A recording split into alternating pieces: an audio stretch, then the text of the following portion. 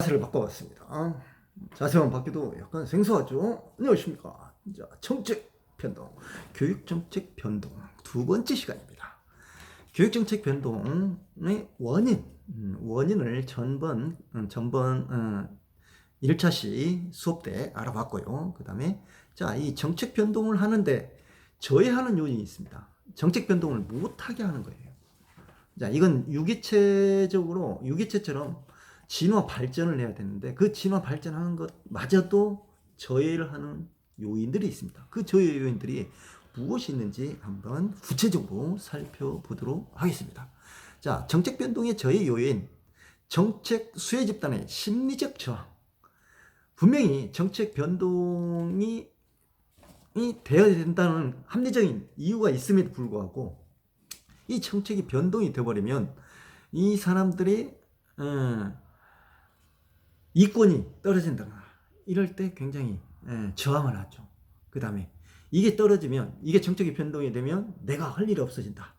이런 것 때문에 심리적 저항을 하죠. 특히나 최근 코로나19 때문에 급식을 안 하게 됐죠. 급식을 안 하는 것에 대한 정책을 변동을 해야 되는데 거기에 대한 수혜자들이 누구죠? 여기에 납품하는 납품업자들이죠. 그 납품업자들에 대한 수혜자들, 그 사람들 때문에 변동을 못 시키고 있었던 것도 없지 않아 있습니다. 특히 급식 관련 종사자들, 죄송합니다. 정치적으로 민감한 사항이라 여기까지 하도록 하겠습니다. 그 다음에 담당 조직의 저항, 담당자들 있죠. 업무 맡은 사람들, 특히나 이 자신의 존립 근거가 이 위태로운 거예요. 자기가 마치 생존을 해야 되는데 정책이 변동돼서 이 내 일거리가 없어지면 내가 존립하는 근거가 없어져 버리거든요. 그렇기 때문에 이 사람들은 정책 변동하는 것을 굉장히 꺼려합니다. 그 다음에 법적 제한. 법이 안 됩니다. 이게 법이 안 돼. 학교는 법. 행정실에 많이 이야기하죠. 선생님, 그건 안 돼요. 자, 학교에 돈은 많습니다. 돈은 많은데 실제적으로 내가 쓰려고 한다면 이거를 이렇기 때문에 안 됩니다. 뭐 때문에 안 됩니다. 뭐 때문에 안 됩니다. 대부분 이 법이죠, 법. 이 법적 제약이 정책 변동을 저해한다는 거죠. 학급 정책 역시 마찬가지입니다. 교사가 변동을 시키고자 할 때 저해하는 요인 중에 바로 이 법률이죠. 학교 회계. 학교 회계 받지 않으면 전화 없어도 안 되는 거죠. 그 다음에 정치적 부담. 정책 변경이기 때문에 정치적인 요건들이 상당히 많이 여기에 간섭이 됩니다. 정책 결정자와 정책 집행자가 자기들의 오류로 평가되는 것에 대한 두려움이 있습니다. 정책이 된다거나 정책이 바뀌면은 마치 이 사람들이 잘못하는 것처럼 오해를 하고 있어요. 사실은 현장의 요구에 맞게끔 계속 지속적으로 변동하고 변경하고 다시 조정을 해야 되는데 이렇게 자주 번복하다 보면 정책 결정자나 집행자들이 자기들이 잘못해서 그러지 않는가라는 오해를 사죠. 여기를 뛰어넘어야 진정한 리더가 될 수 있겠죠. 우리 선생님들도 학생들에게는 리더입니다. 그러죠? 학생들의 요구, 학생들이 바라는 사항이 내 이야기와 그 다음에 학교에서 요구하는 것이 다를 때는 과감하게 바꿀 필요가 있습니다. 용기가 필요합니다. 대범함이 필요하고 그 다음에 관용, 너그러움이 필요하죠. 우리가 지도자로서, 리더로서, 교육에 권력을 가지는 교사로서 필요한 내용인데 교사를 교육 권력 집단이라고 이야기하면 요즘은 웃죠. 저도 웃깁니다. 그 다음에 정책 변동 자체의 합리성이 결여될 때, 정책 변동을 해야 되는데 어떤 이유를 들어서든지, 특히 정책 집행자라든지 결정권자들이 어떠한 이유를 들어서도 그 정책 변동을 하는 것은 맞지 않다, 결여됐다라고 방해 요소를 집어넣습니다. 특히나 교장쌤, 교감쌤, 특히나 교장쌤의 학교 특색을 강력하게 추구하는데 학생들이 원하지 않고 학부모들이 원하지 않는다. 그리고 하물며 교사들도 원하지 않는다라고 했을 때 교장쌤이 쉽게 이것을 내가 포기하고 그럼 다른 것으로 변경하겠다라고 하는 교장쌤은 굉장히 보기 드문 훌륭한 교장쌤이죠. 아마 대부분 내 강의를 듣고 있는 학교 교장선생님들은 다 이렇게 정책 변동을 방해하지는 않을 거예요. 않겠죠. 그런 교장선생님도 많습니다. 향후 선생님들이 교육 행정을 전공을 했기 때문에 리더로 교육 리더로 나가겠지만 리더가 굉장히 조심해야 될 것 중에 하나가 바로 이 관용, 대범함이죠. 물론 결단력이 필요합니다. 끊고 맺는 거 결단력이 반드시 필요하지만 그 결단력 속에는 약간의 우유, 너그러움, 융통성이 필요하죠. 그 융통성이 바로 교육 정책의 변동을 이야기하는 겁니다. 교육 정책 변동은 평가를 해서 거기에 폐기를 할 것인가, 존속을 할 것인가, 승계를 할 것인가, 그 다음에 혁신을 할 것인가를 결정을 해야 되겠죠. 그게 바로 민주적 합의 절차지만 최종 결정권자는 바로 오너인 교장선생님이라는 거. 우리도 곧 그 시기가 된다는 것 명심하시기 바랍니다.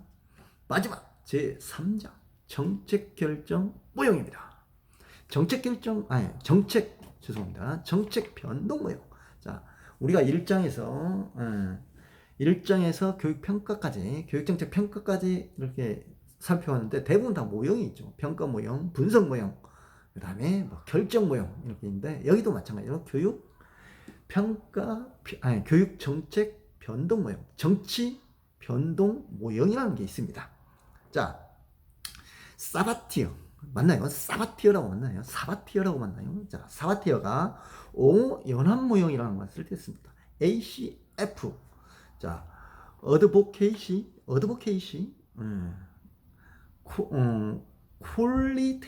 퀄리테이션 프레임워크.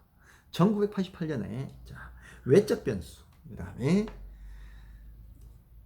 신념 체계, 그 다음에 정책 중개자, 그 다음에 정책 학습부와 정책 산출, 그 다음에 신념 체계, 특히 규범적 핵심이나 정책 핵심 수준의 신념의 변화로 인한 정책 변동은 쉽지 않다는 전제하에 이